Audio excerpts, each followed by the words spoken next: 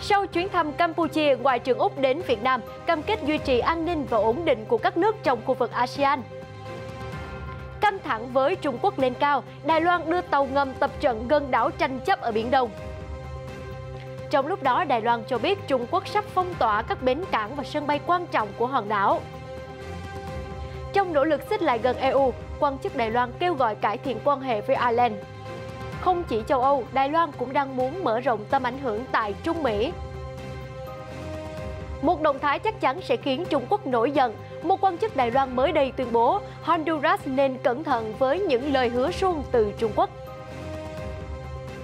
Ông Barack Obama chỉ trích Nga, Trung Quốc đang cố tình lảng tránh việc ứng phó với biến đổi khí hậu. Thêm nhiều đồng binh của ông Trump bị triệu tập liên quan đến vụ tấn công đồi Capitol. Liên quan đến không gian, phi hành đoàn NASA SpaceX trở về trái đất từ trạm vũ trụ quốc tế. Sứ mệnh Thiên vấn 1 của Trung Quốc đi vào quỹ đạo viễn thám của sao Hỏa. Các thông tin đáng chú ý khác. Azerbaijan kỷ niệm 1 năm xung đột Nagorno-Karabakh. Nhật Bản viện trợ gần 900 đô la Mỹ cho mỗi trẻ em dưới 18 tuổi. Liên Hiệp Quốc cảnh báo khủng hoảng nhân đạo tại Myanmar đang trầm trọng hơn. Người dân Haiti đối mặt khủng hoảng kép, vừa khủng hoảng nhiên liệu vừa thiếu nước sạch trầm trọng. Và đây là FBNC Thế giới hôm nay.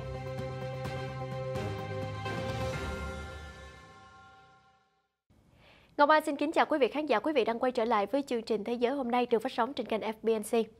Kính thưa quý vị, tại thủ đô Hà Nội vào thứ Ba ngày 9 tháng 11, Bộ trưởng Ngoại giao Úc Mary Spain đã bắt đầu chuyến thăm Việt Nam bằng một bài phát biểu tại phiên khai mạc đối thoại ASEAN-Úc về phụ nữ, hòa bình và an ninh. Tại đây, bà Spain ca ngợi vai trò của ASEAN trong việc thúc đẩy sự thịnh vượng của khối và tái khẳng định cam kết của Úc trong việc duy trì an ninh và ổn định của khu vực. Tại phiên khai mạc đối thoại ASEAN-Australia về phụ nữ, hòa bình và an ninh ở Hà Nội vào ngày 9 tháng 11, Bộ trưởng Ngoại giao Úc Marise Spain đã ca ngợi vai trò của ASEAN trong việc thúc đẩy sự thịnh vượng của khối và tái khẳng định cam kết của Úc trong việc duy trì an ninh và ổn định của khu vực. Đối với Úc, ASEAN rất quan trọng với an ninh thịnh vượng của khu vực và cuộc gặp mới nhất này càng củng cố thêm điều đó. Chúng tôi cam kết hợp tác sâu sắc để ứng phó với đại dịch và những thách thức lớn hơn trong tương lai. Để đánh dấu chương mới này, Úc đã công bố khoản đầu tư hơn 154 triệu đô la vào sự hợp tác với ASEAN. Bà cũng kêu gọi chế độ Myanmar cải thiện nhân quyền, chấm dứt bạo lực đối với dân thường và trả tự do cho giáo sư Úc Sean Turnell. Ông Turnell từng là cố vấn kinh tế của Úc và đã bị lực lượng an ninh Myanmar bắt giữ kể từ cuộc đảo chính hồi tháng 2. Bà Spain cũng đã có các cuộc gặp với Thủ tướng Việt Nam Phạm Minh Chính và Ngoại trưởng Bùi Thanh Sơn. Sau đó, bà Spain sẽ đến thăm Indonesia. Đây cũng là điểm dừng chân cuối cùng trong chuyến công du Đông Nam Á của bà. Theo một báo cáo của Cơ quan Phòng vệ Đài Loan MND, hòn đảo đã cử 2 tàu ngầm lớp 2 Lung để tham gia cuộc tập trận quốc phòng gần đảo Taiping đang tranh chấp ở Biển Đông. Theo các chuyên gia quân sự, động thái này diễn ra trong bối cảnh căng thẳng với Trung Quốc lên cao, khiến Đài Loan càng có thêm động lực muốn giành quyền kiểm soát các hòn đảo như Taiping và Đông Sa, thay vì tiến hành một cuộc tấn công toàn diện với Trung Quốc. Theo một báo cáo của Cơ quan Phòng vệ Đài Loan MND, hòn đảo đã cử 2 tàu ngầm lớp 2 Lung để tham gia cuộc tập trận quốc phòng gần đảo Taiping đang tranh chấp ở Biển Đông. Báo cáo của MND cho biết, Cục Cảnh sát biển gửi các tàu tuần tra gần quần đảo và Hải quân Đài Loan gần đây cũng đã tham gia các cuộc diễn tập thường xuyên trong khu vực. Hải quân của hòn đảo hiện đang vận hành 2 tàu ngầm được đóng tại Hà Lan trong những năm 1980 và Đài Loan cũng đang trong quá trình đóng tàu ngầm nội địa đầu tiên của mình. Mặc dù không tiết lộ chi tiết về thời gian và các hoạt động của 2 lần gần đảo Taiping, nhưng báo cáo cho biết rằng trong thời bình, tàu ngầm này được sử dụng để bảo vệ các tuyến đường biển và lãnh hải, còn trong thời chiến nó có thể được dùng để tấn công các mục tiêu của đối phương. 2 chiếc tàu ngầm 2 lân được trang bị 6 ống phóng ngư lôi 21 inch, mỗi ống có thể bắn tên lửa Harpoon để tiêu diệt các mục tiêu trên mặt nước và dưới nước. Vào ngày 9 tháng 11 vừa qua, Cơ quan Phòng vệ Đài Loan cho biết Quân Giải phóng Nhân dân Trung Quốc POA hiện có khả năng thực hiện phong tỏa cục bộ các bến cảng, sân bay và tuyến bay quan trọng ra bên ngoài của Đài Loan, gây tác động tới nguồn cung quân sự và hậu cần. Cơ quan Phòng vệ Đài Loan MND vào ngày 9 tháng 11 vừa qua cho biết trong một báo cáo, Quân Giải phóng Nhân dân Trung Quốc có khả năng thực hiện phong tỏa cục bộ các bến cảng, sân bay và tuyến bay quan trọng ra bên ngoài của Đài Loan. Báo cáo cũng bày tỏ lo ngại về chiến thuật vùng xám mà Trung Quốc đang áp dụng, với 554 đợt áp sát của máy bay quân sự PLA vào vùng nhận dạng phòng không phía tây nam của hòn đảo từ giữa tháng 9 năm ngoái đến cuối tháng 8 năm nay. MND cho rằng PLA đặt mục tiêu hoàn thành quá trình hiện đại hóa lực lượng vào năm 2035 để chiếm ưu thế trong các chiến dịch có thể nhắm vào Đài Loan và tăng khả năng ngăn lực lượng nước ngoài chi viện cho hòn đảo, đặt ra thách thức nghiêm trọng về an ninh. Vừa qua, ông Su Baozhang, đặc phái viên Đài Loan tại Ireland, đã thúc giục nước này cải thiện quan hệ với Đài Bắc. Lời kêu gọi này được đưa ra trong bối cảnh quan hệ EU-Đài Loan đang ngày càng chặt chẽ hơn. Trong một cuộc phỏng vấn với tờ The Journal, ông Su Baozhang, đặc phái viên Đài Loan tại Ireland, lưu ý rằng trong những năm qua, quan hệ của EU với Đài Loan đã nhanh chóng được cải thiện và ông hy vọng Ireland có thể bắt kịp xu thế này. Ông gợi ý bước đầu tiên chính là mở lại văn phòng đại diện đất nước tại Đài Bắc. Cũng theo The Journal, Ireland từng thành lập Viện Thương mại và Đầu tư vào năm 1989, được coi như là một cơ quan lãnh sự và xúc tiến thương mại, cùng các trách nhiệm khác. Tuy nhiên, nơi đây đã đóng cửa vào năm 2012 do các biện pháp thắt lưng buộc bụng của chính phủ. Ông Giang thừa nhận rằng việc Ireland duy trì mối quan hệ thân thiện với Trung Quốc là quan trọng, nhưng ông tự hỏi tại sao Ireland không thể có mối quan hệ tốt hơn với Đài Loan theo chính sách một Trung Quốc. Tháng trước, Nghị viện châu Âu đã thông qua một báo cáo kêu gọi EU phải làm nhiều hơn nữa để giải quyết căng thẳng xuyên eo biển và bảo vệ nền dân chủ Đài Loan. Tuy nhiên, trong quá trình bỏ phiếu, đại biểu Mick Wallace của Ireland đã phản đối báo cáo và đã tweet một đoạn video, trong đó tuyên bố Đài Loan là một phần của Trung Quốc. Ông Giang nói rằng những bình luận của bà Wallace là tin giả và góp phần tạo ra một câu chuyện sai lệch về quá khứ của Đài Loan. Ông nói rằng Bắc Kinh chưa bao giờ kiểm soát Đài Loan và nói thêm rằng dù nghị quyết 2758 của Đại hội đồng Liên Hiệp Quốc trục xuất Đài Loan ra khỏi tổ chức, nhưng nghị quyết cũng không công nhận tuyên bố chủ quyền của Trung Quốc đối với hòn đảo này. Tiếp tục khoét sâu thêm rạn nứt với Bắc Kinh, mới đây người phát ngôn cơ quan ngoại giao Đài Loan MOFA John đã nhấn mạnh rằng Đài Loan là một đối tác đáng tin cậy của Honduras và nhắc nhở quốc gia Trung Mỹ này nên cảnh giác với những lời hứa suông hấp dẫn từ Trung Quốc.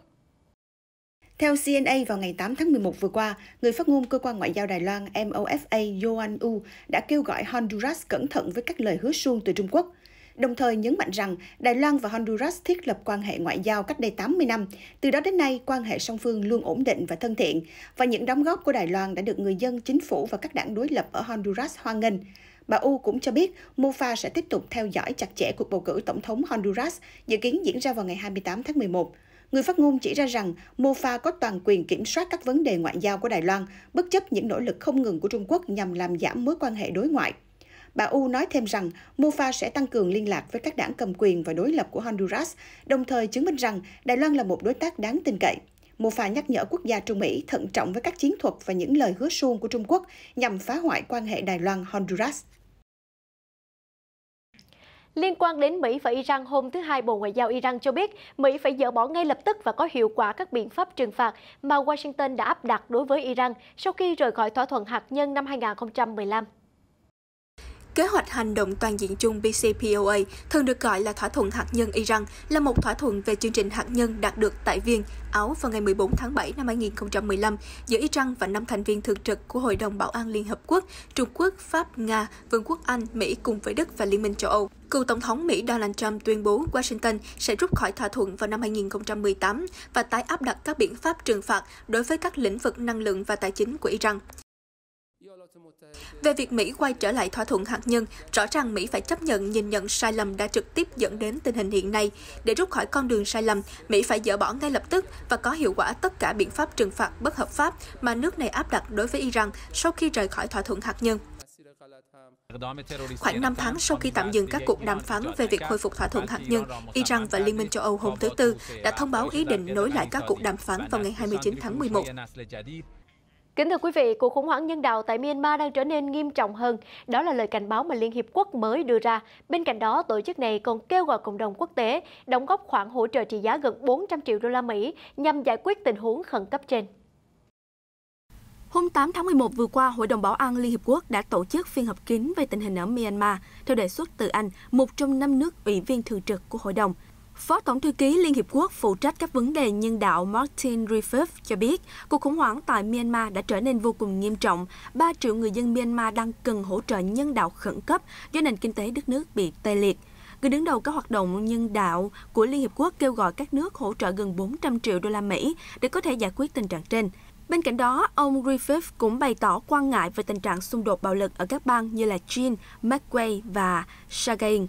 Vị quan chức này nói rằng cần chấm dứt ngay các cuộc tấn công nhằm vào dân thường vì đó là vi phạm luật nhân đạo quốc tế. Kể từ khi quân đội thực hiện cuộc đảo chính hôm ngày 1 tháng 2, Myanmar ngày càng lún sâu trong bế tắc của chính trị. Không những vậy, hàng loạt cuộc biểu tình phản đối chính quyền quân sự nổ ra trên toàn quốc, khiến nền kinh tế đất nước gần như bị tê liệt, dẫn đến các cuộc khủng hoảng nhân đạo trầm trọng. Tuần lễ cấp cao Diễn đàn Hợp tác Kinh tế Châu Á-Thái Bình Dương APEC vừa mới khai mạc theo hình thức trực tuyến vào hôm 8 tháng 11, trong đó tập trung vào việc phục hồi sau đại dịch COVID-19, biến đổi khí hậu và quá trình khử carbon. Tại đây, Bộ trưởng Thương mại và Tăng trưởng xuất khẩu New Zealand Damian O'Connor phát biểu rằng mặc dù COVID-19 vẫn là một thách thức nghiêm trọng, nhưng APEC bắt buộc phải tập trung vào nhiều vấn đề, trong đó có biến đổi khí hậu. Bộ trưởng Thương mại và Tăng trưởng xuất khẩu New Zealand Damian O'Connor mới đây phát biểu rằng mặc dù COVID-19 vẫn là một thách thức nghiêm trọng, nhưng APEC bắt buộc phải tập trung vào nhiều vấn đề hơn, trong đó có biến đổi khí hậu. Cụ thể, ông nói, tôi muốn chúng ta tập trung vào tính bền vững. APEC phải gửi một thông điệp rõ ràng, chúng ta công nhận biến đổi khí hậu và khử carbon là những vấn đề ngày càng cấp bách. Sự kiện APEC diễn ra trong bóng đen của các hội nghị cấp cao G20 ở Rome, Ý và cuộc họp khí hậu COP26 ở Glasgow. Kính thưa quý vị, người dân Haiti hiện không những phải oằn mình trong khủng hoảng nhiên liệu, vốn đang trở nên trầm trọng hơn, mà còn đối mặt với một nguy cơ khác, đó là tình trạng thiếu nước sạch. Theo truyền thông địa phương, Tổng cục Nước uống và Vệ sinh Quốc gia Haiti, DINEBA, hiện đang gặp khó khăn trong việc cung cấp nước cho các trạm bơm vì không có đủ nhiên liệu để vận hành. Chúng tôi đang nỗ lực hoạt động mỗi ngày dựa vào nguồn nhiên liệu sẵn có, nhưng cũng không còn nhiều nữa. Ông Guto Idua, giám đốc DINEBA cho biết vấn đề trên đã dẫn đến tình trạng khan hiếm nước sạch sinh hoạt ở nhiều thành phố, bao gồm thủ đô Port-au-Prince và thành phố Ouanaminthe. Chúng tôi cần nước để tắm, để giặt quần áo, nhưng một cách nhằm tiết kiệm nước, chúng tôi phải sử dụng nước giặt quần áo để dội nhà vệ sinh. Chúng tôi còn phải lấy nước mưa để rửa bát đĩa, thậm chí là nấu ăn. Theo một nghiên cứu, hiện một nửa dân số Haiti được sử dụng nước sạch và chỉ 1/3 được tiếp cận với điều kiện vệ sinh cơ bản. Tình trạng thiếu nhiên liệu tại Haiti bắt đầu bùng phát và ngày càng nghiêm trọng hơn, kéo theo nhiều hệ lụy sau khi băng đảng tội phạm chặn lối vào các cảng, nơi có kho chứa nhiên liệu, như một cách yêu cầu Thủ tướng đương nhiệm Ariel Henry từ chức. Cựu Tổng thống Mỹ Barack Obama hôm thứ Hai đã đưa ra đánh giá quy mô về ứng phó với biến đổi khí hậu toàn cầu. Phát biểu tại hội nghị thượng đỉnh COP26 ở Glasgow, ông Obama chỉ trích các nước đang dùng chính trị để lảng tránh việc thực hiện các mục tiêu về khí hậu. Trong đó, ông chỉ đích danh các nước đó chính là Trung Quốc và Nga. Phát biểu tại hội nghị thượng đỉnh COP26 ở Glasgow, cựu Tổng thống Mỹ Barack Obama đã chỉ trích những quốc gia đang dùng chính trị để tránh hành động vì biến đổi khí hậu. Thỏa thuận chung Paris đã cho thế giới thấy rằng sự tiến bộ về giải quyết biến đổi khí hậu là có thể xảy ra, đã tạo một khuôn khổ, một số công việc quan trọng đã được thực hiện, đó là tin tốt. Bây giờ là tin xấu, có một thứ có tầm quan trọng vượt qua chính trị, đó là biến đổi khí hậu. Qua đó, ông cho rằng Nga và Trung Quốc đang làm chưa đủ. Thành thật mà nói, tôi rất nản lòng khi thấy nhà lãnh đạo của hai trong số các nước phát thải lớn nhất thế giới là Trung Quốc và Nga lại vắng mặt tại COP26. Các kế hoạch quốc gia của họ cho đến nay phản ánh sự thiếu khẩn cấp, thậm chí họ sẵn sàng duy trì hiện trạng đó một cách nguy hiểm. Sau đó, ông Obama cũng chỉ trích các đảng viên Cộng hòa tại quê nhà, cho rằng họ đã ngăn chặn các tham vọng về khí hậu, bao gồm cả chương trình nghị sự của Tổng thống Đảng Dân Chủ Joe Biden. Vừa qua, Ủy ban điều tra vụ bạo loạn tại trụ sở Quốc hội Mỹ đã gửi trác yêu cầu các trợ lý thân cận của cựu Tổng thống Donald Trump trình diện để cung cấp tài liệu và lời khai. Những người này bị cáo buộc có liên quan đến kế hoạch lật ngược kết quả bầu cử Tổng thống. Mới đây, Ủy ban điều tra vụ bạo loạn tại trụ sở Quốc hội Mỹ đã gửi trác yêu cầu các trợ lý thân cận của cựu Tổng thống Donald Trump, trong đó có luật sư John Eastman, để giải thích về vai trò của mình trong các cuộc họp ở khách sạn Wheeler Intercontinental tại thủ đô Washington, xung quanh thời điểm xảy ra vụ bạo loạn ở đồi Capitol ngày 6 tháng 1, khi người biểu tình xông vào tòa nhà Quốc hội Mỹ để ngăn các nghị sĩ chứng nhận chiến thắng của ông Joe Biden. Ông Eastman cũng được cho là đã soạn bản ghi nhớ tư vấn cho cựu Tổng thống Trump rằng cựu Phó Tổng thống Mike Pence có quyền bác bỏ chiến thắng ở một số bang và từ chối chiến thắng của ông Biden.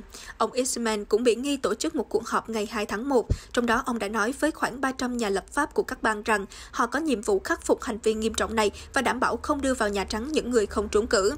Ủy ban trên cho rằng các tài liệu và lời khai của ông Eastman liên quan trực tiếp đến cuộc điều tra của Ủy ban.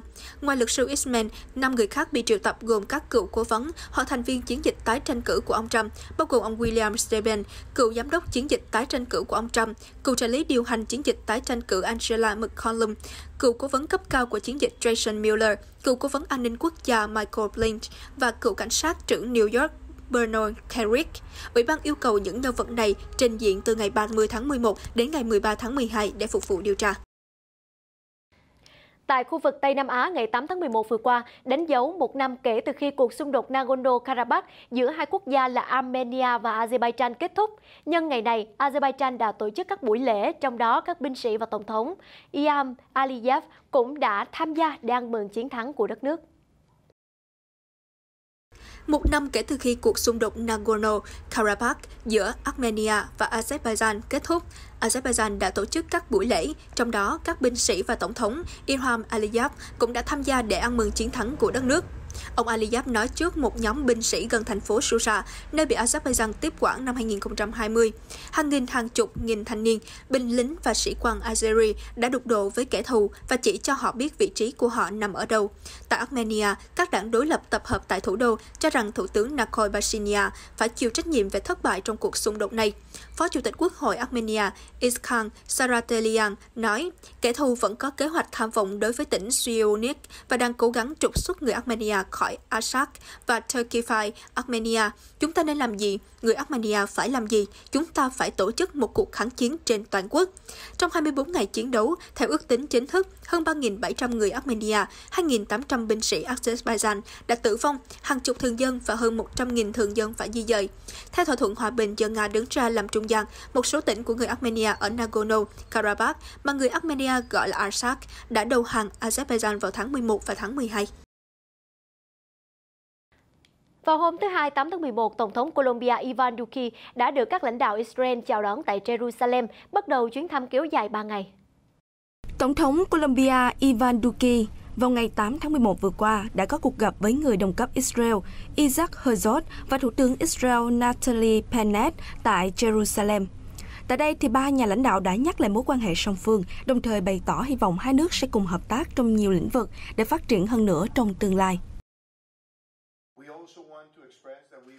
Chúng tôi muốn bày tỏ rằng mối quan hệ với Israel dường như đang ở mức cao nhất và chúng tôi vẫn muốn đưa mối quan hệ này tiếp tục lên một tầm cao mới. Israel là một phần của Hiệp định Thương mại Tự do chúng ta đã ký và tôi tin rằng vì lợi ích của người dân, chúng tôi muốn những xuất khẩu và đầu tư tăng gấp 3 lần và cũng mong muốn rằng sự hợp tác của hai nước sẽ còn tiếp tục phát triển trên nhiều lĩnh vực khác nhau.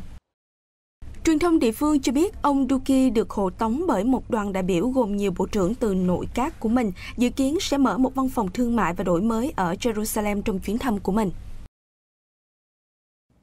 Thưa quý vị, theo Al Jazeera, Thống đốc quân đội Sudan ông Abdel Fattah al-Burhan mới đây cho biết ông sẽ không tham gia vào bất kỳ chính phủ tạm thời nào cho đến khi cuộc bầu cử chính thức được tiến hành. Bên cạnh đó, ông cũng phủ nhận những trách nhiệm của quân đội về cái chết của những người biểu tình và cam kết tổ chức bầu cử trong 1 năm rưỡi tới. Sau cuộc đảo chính quân sự hồi tháng trước, Thủ tướng Abdallah Hamdok đã bị quản thúc tại gia. Hôm Chủ nhật, một phái đoàn của Liên đoàn Ả Rập đã gặp ông Hamdok và ông Burhan để nhấn mạnh tầm quan trọng của đối thoại để quay trở lại quan hệ quân sự dân sự. Bộ trưởng Giao thông Vận tải Mỹ ông Pete Buttigieg hôm thứ Hai đã ca ngợi việc thông qua dự luật cơ sở hạ tầng trị giá 1.200 tỷ đô la của Quốc hội. Trong một cuộc họp báo, ông cho rằng đây là một chính sách tốt, mà chính sách tốt thì tức là chính trị tốt. Ông Buttigieg nói ông thực sự tự hào về tính chất lưỡng đảng của dự luật này. Tuần trước, Hạ viện Mỹ đã thông qua gói chi tiêu hạ tầng để cứu vãn chương trình nghị sự của Tổng thống Joe Biden. Gói chi tiêu lớn nhất lịch sử Mỹ sẽ dùng để nâng cấp đường xá, đường sắt và mạng Internet. Mới đây, hãng tin Jiji cho biết Nhật Bản đã đồng ý cung cấp các phiếu mua hàng và tiền mặt trị giá 100.000 yên tương đương 882 đô la Mỹ cho trẻ em từ 18 tuổi trở xuống như một phần của gói kích thích kinh tế của chính phủ. Trong một cuộc họp, Đảng Dân Chủ Tự do LDP và đối tác liên minh cấp dưới Kumito đã đồng ý cung cấp 100.000 yên tương đương khoảng 882 đô la Mỹ cho trẻ em từ 18 tuổi trở xuống và cho các hộ gia đình có thu nhập thấp bị ảnh hưởng nặng nề bởi đại dịch Covid-19. Theo hãng tin Kyodo, trước đó thì Thủ tướng Kishida Fumio đã nói với lãnh đạo các đảng rằng ông muốn soạn ra gói kích thích vào ngày 19 tháng 11 và một khoản ngân sách bổ sung để tài trợ chi tiêu vào cuối tháng này. Komito kêu gọi thanh toán 100.000 yên tiền mặt cho trẻ em từ 18 tuổi trở xuống, trong khi các quan chức LDP muốn đặt ra một số giới hạn về thu nhập. Như một sự thỏa hiệp, hai bên đã đồng ý cung cấp một nửa số tiền dưới hình thức phiếu mua hàng, một nửa còn lại sẽ được trả bằng tiền mặt, mặc dù hai bên vẫn chưa quyết định về việc có đặt giới hạn thu nhập hàng năm cho những người đủ điều kiện hay không.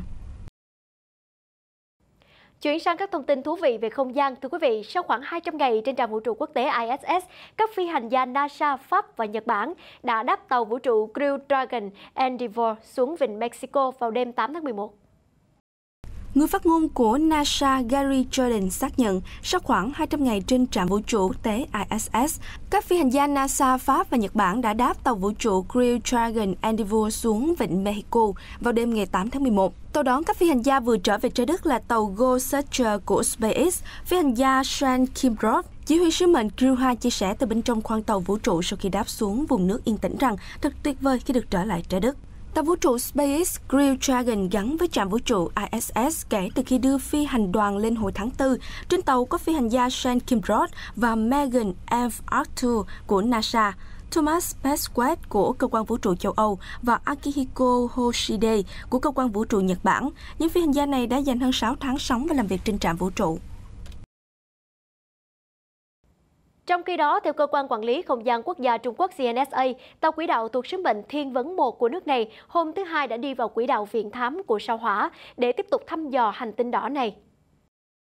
Theo ông Zhu Xinbo, phó giám đốc thiết kế tàu quỹ đạo sao Hỏa, chia sẻ trong cuộc phỏng vấn với China Media Group, tàu quỹ đạo Thiên Vấn 1 được thiết kế để quay quanh sao Hỏa trong khoảng 2 năm và đã hoạt động từ khi đi vào quỹ đạo sao Hỏa từ tháng 2 năm nay. Được trang bị 7 trọng tải khoa học, tàu quỹ đạo sao Hỏa của Trung Quốc sẽ thăm dò địa hình, thành phần khoáng chất và từ trường của hành tinh đỏ.